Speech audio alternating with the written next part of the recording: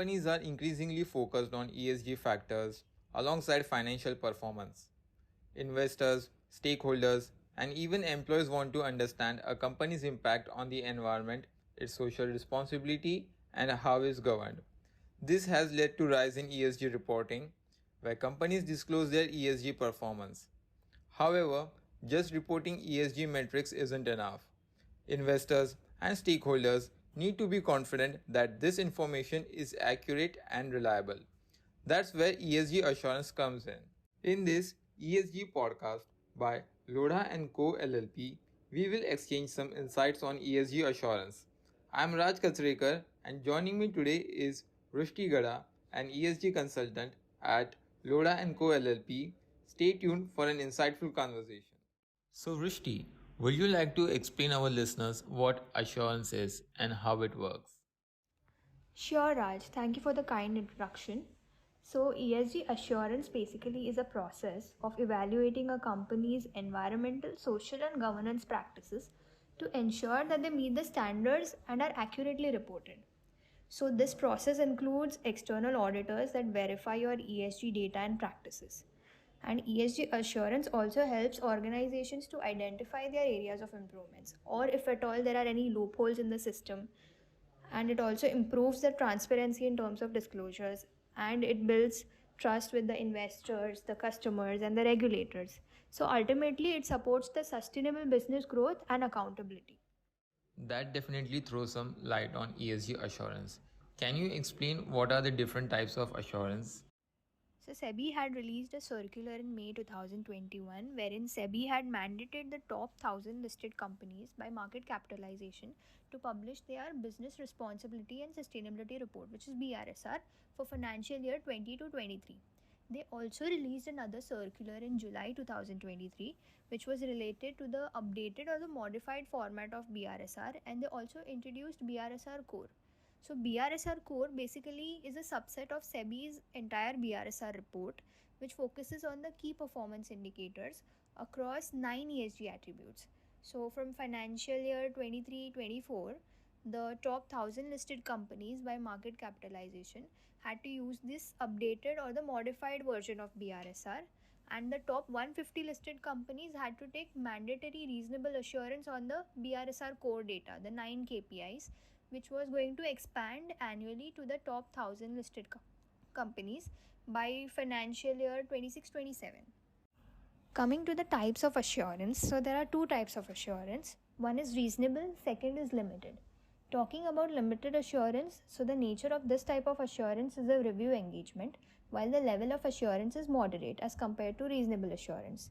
The scope of this engagement is narrow and it involves limited amount of procedures, and also it is optional for the last 750 listed companies amongst the top 1000 listed companies by market capitalization.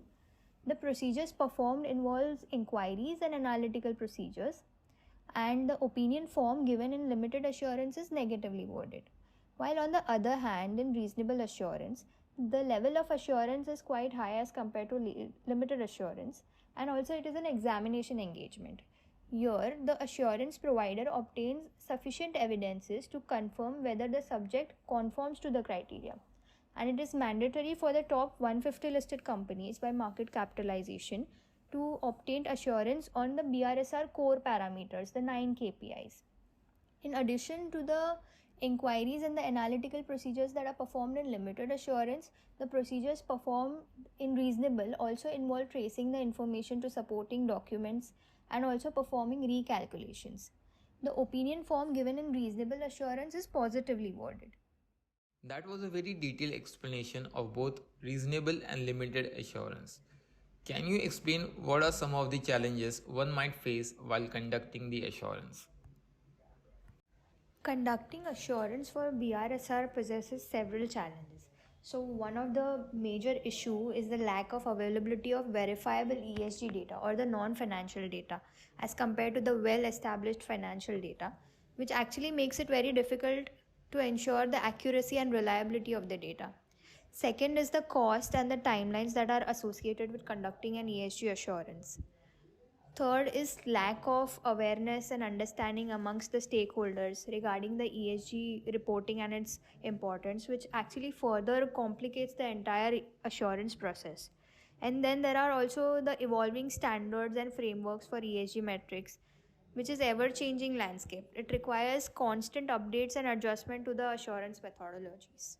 That's insightful. Can you tell us how does ESG assurance benefits the authenticity of the reports? Obtaining assurance can significantly enhance the authenticity of a company's report because it is an independent verification by a third party. The third party will obviously provide a neutral perspective to the company, and this process also boosts the credibility as the assurance provider vouches for the report's authenticity, adding trust for all the stakeholders. Assurance also promotes transparency by identifying the areas where reporting practices may be unclear or may be lacking some kind of data, and it will ultimately help to improve the overall reporting process. So, Vrishti, can you explain the process of conducting assurance? So, the first step in conducting an assurance is planning. Planning involves understanding the scope and understanding the type of industry because the applicability of certain ESG related criteria varies from industry to industry. The second step is to conduct interview with the stakeholders and educate them on the importance of providing the verifiable data for assurance. Third step would be verifying the data that has been provided as per the level of engagement, reasonable or limited. And fourth step would be based on the observations, preparing a final assurance report as per the standards followed. That definitely gives some gist about the process of assurance. So, can you tell us how do you see the future of assurance in India? So, as we all know, SEBI, as per its circular released in 2023, had mandated reasonable assurance for the top 150 listed companies by market capitalization. But recently, on 22nd of May of this year, there was a consultation paper released by SEBI, and one of the point was to replace assurance with assessment. So either companies can go for assessment of their ESG related data or maybe opt for a reasonable level of assurance depending upon the maturity of the company and availability of the data. But in my opinion, companies that prioritize assuring their ESG related data do have a competitive advantage as compared to the other market players. Ultimately, ESG assurance not only strengthens a company's reputation, but it also supports sustainable development by promoting better ESG practices. Thank you for listening. If you want to know more about our research, please visit us at www.lodaco-esgplus.com. You can also write to us on our email ID esg@lodaco.com.